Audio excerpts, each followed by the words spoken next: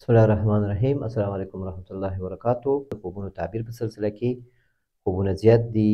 او څه خوبونه په دې بل ویډیو کې تعبیر شو، یو څه خوبونه پاتې دي، نو کوشش کوو چې انشاءالله دا خلاص شي. چې لاس کې مې موبایل وي وایي زه بیا زړه کې یقیني یم چې دې ګاډي ته زه رسېږم او دا ګاډی زه رانیسم او ورختلی شم. دا ګاډی څه ده په خوب کې دا په دې ژوند باندې تعبیر کېږي، کورنۍ ژوند، د کاروبار ژوند کې وي، مسافري وي، یا د خپل ترتیب د څه کوم روان وي د ژوند په هغه باندې تعبیر کېږي. څومره دا ګاډی ته په حالت کې کتلی وي همدومره په دې باندې تعبیر کېږي چې ستا ښه حالت روان ده، په دې باندې شکر وباسه. اول ګاډي کې ناست وي خو څوک پوښتنه کوي تا نه یو عسکر دې کوزوي او هغه تا نه پوښتنې کوي، په دې کې بیا ګاډی تا نه ځي، نو دا په دې باندې تعبیر کېږي که مشکلات وي په ژوند کې دي او څه مسایلو نه شاته پاتې کېږي، نو کوشش وکړه چې ځان شاته پاتې نه کړې د کاروان د ژوند نه، کورنیو سره، ورونو سره او د اشتباهاتو یا د بدګمانیو په وجه باندې یا بې ځایه ګرځېدلو، بې ځایه ملګرتیا په وجه باندې، بې ځایه موبایل استعمال په وجه باندې کوشش مه کوه چې ته دغه د کاروان د ژوند ستاسو کورنۍ سره روان ده ستا، نو دې نه ځان شاته مه پاتې کوه. کوشش وکړه چې ته روان اوسېږې په خپل ترتیب باندې او په ژوند باندې اعتبار نشته. ته وایې موبایل دې لاس کې ده، نو معنا دا چې د موبایل په وجه باندې کیدای شي ته ډېر کارونه نه پاتې شي. دا اشتباه نه ده چې راځي دا د موبایل د وجې نه، دا عسکر دې کوزوي او بیا د موبایل په لاس کې د ګاډۍ تا نه ځي، نو د موبایل په وجه باندې د موبایل په وجه باندې نن سبا اکثر خلکو نه ډېر کارونه پاتې کېږي. دا ته یو تنبیهي خوب ده چې رمضان ده او په دې کې احتیاط وکړه، دا موبایل استعمال کم کړي او څومره چې ته موبایل استعمال کم کړې انشاءالله دا واقعي ژوند ته دې ته متوجه کېږي. زما سمسنګ موبایل د هر هفته کې ماته نوټیفیکیشن راکوي چې تا دې هفته کې څومره موبایل استعمال کړ، نو دا اوس سهار یې څه ماته نوټیفیکیشن راکړ، نو ماته یې وویلې چې تا 1 ساعت د نسبت د تېرې هفتې په نسبت باندې 1 ساعت موبایل دې کم استعمال کړی دی، نو زه خوشحاله شوم. ما ویل ښه ده انشاءالله چې رمضان راغلی یو څه تغییر راشي، نو ته هم کوشش وکړه چې ته موبایل کم استعمال کړې، ځکه په دې وجه باندې تا نه دا ژوند د کاروان د ژوند دا تا نه روانېږي او ته کیدای شي پاتې شي. والله تعالی اعلم.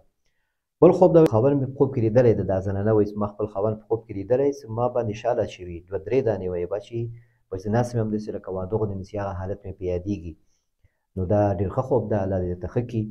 ستا عزت زیاتېدلو باندې، ستا پرده کېدلو باندې تعبیر کېږي، په دې باندې تعبیر کېږي چې خاوند یې ډېر کوشش کوي چې تا عزت وساتي، تا پرده وساتي او څه نصیحتونه که درته کوي د کورنۍ په باره کې، د خپل ژوند په رابطه باندې،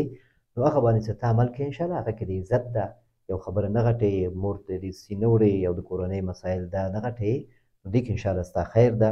او دې کې ستا خاوند څه ده هغه ستا خیر غواړي او ستا عزت غواړي او ستا پرده غواړي. والله تعالی اعلم. بل خوب دا وایي سپینه شوقي چاغه غوا د سینې لاندې کړی یم خو زیان راته ونه رسوي، دا څومره ښه خوب ده، الله دې ته ښه کړي. نو غوا څه ده په خوب کې د دې تعبیر ویډیو شته، سیدي ویډیو شته چې دا غوا په کوم حالت کې ښه تعبیر لري او غوا په کال باندې یو کال باندې آینده کال باندې تعبیر کېږي. دلته چې ته ګورې چې د سینې لاندې یو ښه چاغه غوا ده، معنا دا چې دا وخت دا ژوند دی، دا کال دا روان څه ده دا هفته باندې دا حالت دا وخت دا کال، نو دا ډېر ښه حالت دی انشاءالله، الله تعالی هر څه درکړي دي، نو په دې شکر وباسه او کوشش مه کوه چې دې لاندې ته شې، معنا دا چې په دې کې ډېر مصروفېږه مه او حرص مه کوه او کوشش وکړه چې د خپل ژوند کې لږ عبادت ته خلکو سره ښه کولو باندې په دې باندې هم توجه وکړې، دې ته هم وخت ورکړې. دا څه ته د غوا د سینې لاندې نو معنا دا چې د آرام ژوند او دا نعمتونه هر څه اوس په غفلت کې لږه کوې، خو د رمضان انشاءالله ته اوس متوجه شوی نو کوشش کوې چې دې حالت نه ځان وباسې او دا په خیر ده انشاءالله چې راووځي او ستا نعمتونه هر څه ستا دي او خیر ته رسېږي او دا په دې خوب کې فکر کوې ستا ته زیان نه ده رسېدلی د دې غوا لخوا، نو معنا دا چې دا مشکلات دا د ژوند دا کته پورته راځي، خو ته ډېر زیات کوشش کوې چې تا ته څه مشکل نه رسېږي او الله تعالی هم درته نه رسوي انشاءالله، الله دې مشکلات درته نه رسوي او الله دې درته برکت کړي په مال او په هر شي کې دې ډېر ښه خوب دې کتلی، الله دې درته ښه کړي. والله تعالی اعلم. بل خوب دا وایي له سعودي څخه دیپورت شوی یم، ماشومان مې هلته پاتې دي، زه افغانستان کې یم، هره شپه خوب ګورم زه سعودي کې یم خو چې جګېږم بیا سعودي کې نه یم، نو دا سوچونه دي، یعنې ته په خوب کې وګورې ښه صحیح سوچونه کې ویده شي څنګه زه لاړ شم، څه چاره وکړم، ویزې دې جمع کړي دي، پیسې دې جمع کړي دي، ترقي دې کړي او بیا کارونه د ورځې کوي او بیا راځي ویده کېږي او په همدې سوچونو کې ویده کېږي او د شپې بیا خوب ګورې چې ته په حرم شریف کې په سعودي کې کور سره دی، مور سره دی، ورونو سره دی، اولاد سره دی، نو دا ستا سوچونه دي، دا ستا سوچونه دي، خاص تعبیر نه لري. خو که چېرته دا خوبونه چې ته ډېر ته ګورې، که چېرته تا استخاره وکړه او یا داسې ښه حالت کې دی دا خوب ولید او هغه ستا په یاد وي د ټولو کې مختلف وي هغه نو هغه بیا تعبیر لري په همدې باندې تعبیر کېږي چې انشاءالله یوه ورځ به دا پوره کېږي دا ارمان دی ته به بېرته ځې او د شرایطو د هر څه به درته اسانېږي او مشکلات به دې حل کېږي نو بیا ښه تعبیر لري والله تعالی اعلم. بل خوب دا وایي غوښه ماما مې موږ ته راکړې وي نو دا غوښه په خوب کې د دې تعبیر هم چینل کې شته. غوښه په خوب کې څه تعبیر لري؟ خامه غوښه څه تعبیر لري؟ پاخه غوښه څه تعبیر لري؟ کوم حالتونو کې دا غوښه ښه تعبیر لري؟ کوم حالتونو کې بد تعبیر لري؟ خطرناک تعبیر لري؟ څه کله غوښه په عادي حالت کې په خوب کې کتل کېږي چې ته غوښه اخلې او مناسبه غوښه یې څومره مثلا ته همدې عام ژوند کې ته غوښه اخلې کور ته یې راوړې پخوې دغسې که تا په خوب کې ولیده عادي حالت وي ډېر فرق ونه لري نو دا بیا ښه تعبیر لري ښه تعبیر لري خو داسې رزق باندې تعبیر کېږي چې لږ سختي سره لاسته راوړي غوښه خامه غوښه دا لږ سختي سره لږ صبر سره لږ وخت بعد پخېږي نو دغسې دا ستا کاروبار هم د یو شی که شروع کوې یا شروع کړی ده نو په هغه باندې تعبیر کېږي چې هغه انشاءالله لاسته راځي خو لږ وخت سره لږ صبر سره لږ خرچې سره لږ غوښه باندې ډېر زیات اور باید مصرف شي اور ولګوي او ته صبر وکړې او پاخه شي باید هر شی وګورې چې اوبه کم نه شي ونه سوځېږي نو خامه غوښه بیا په دغه صورت کې ښه تعبیر لري او که چېرته خامه غوښه داسې حالت کې تا ولیده چې ډېر زیات دې ولیدل یا وینه پکې ښکاره کېده یا غیر عادي نو دا بیا ښه تعبیر نه لري په مریض باندې په وفات کېدو باندې هم تعبیر کېږي په مشکلاتو باندې هم تعبیر کېږي یو څه تغییر باندې تعبیر کېږي چې یو څه تغییر یو څه مصیبت یو څه مشکل کېدی سي پېښ شي نو هغه لپاره بیا ښه طریقه دا ده چې یو صدقه ته وباسي او الله نه خیر وغواړئ روژې میاشت هم ده نو ګاونډیانو باندې دې ښه صدقه کېږي ټولو نه زیات خپلوان چې غریب دي وي هغو ټولو نه زیات حقدار ده نو د هغوی یو بسخاست وکړه په همدې نیت باندې چې الله تعالی تا نه مصیبت او مشکل دفع کړي والله تعالی اعلم. بل خوب دی ورور دی وایي طوطي وي بیا وایي چینجي ترې راوځي دا وایي چې زه سعودي کې مسافر یم او کورنۍ لپاره زما ترې تشویش وي یو مور مې بیا بل خوب دا وایي هغه مریض وي ډاکټر ته بولي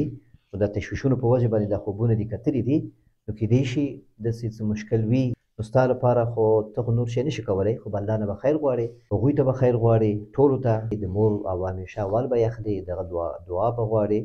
او د الله نه به خیر غواړې نو بیا طوطي څه ده په خوب کې عادي حالاتو کې چې وکتل شي دا ښه تعبیر لري چې همداسې وګورې په ونه کې ناستې یا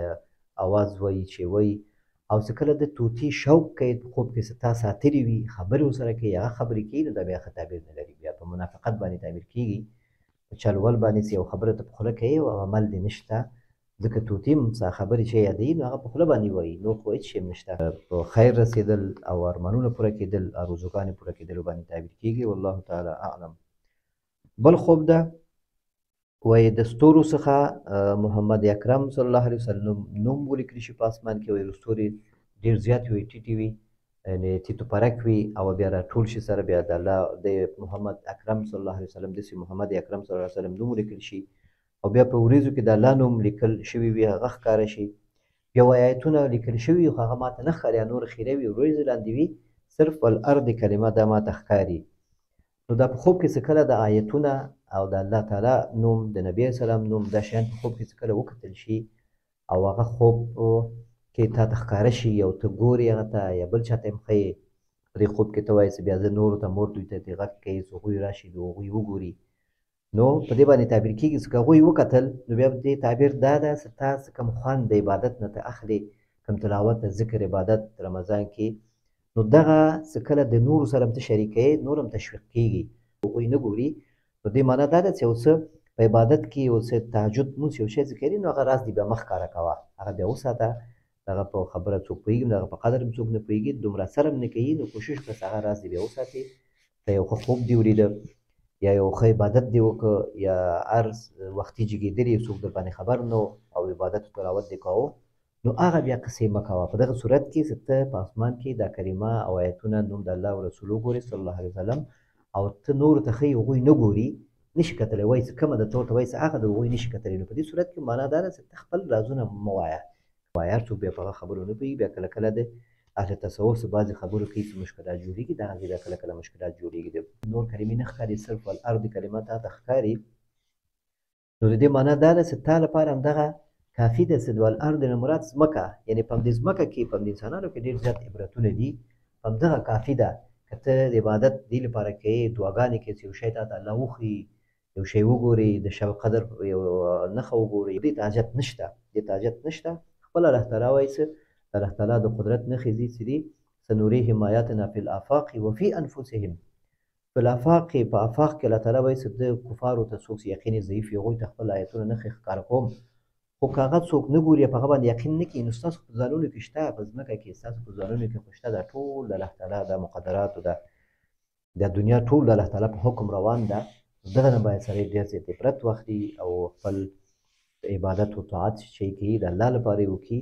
او د آخرت د تیاري لپاره وکړي. او د رمضان میاشت ده، په دې کې بیا عبادت کول او ذکر او تلاوت او اذکار، تهجد او زنانه په کور کې مثلا هغوی هم کولی شي چې د شپې سر کې ویده شي، وروسته وختي راجګ شي او هغلته 8 رکعته یا 12 رکعته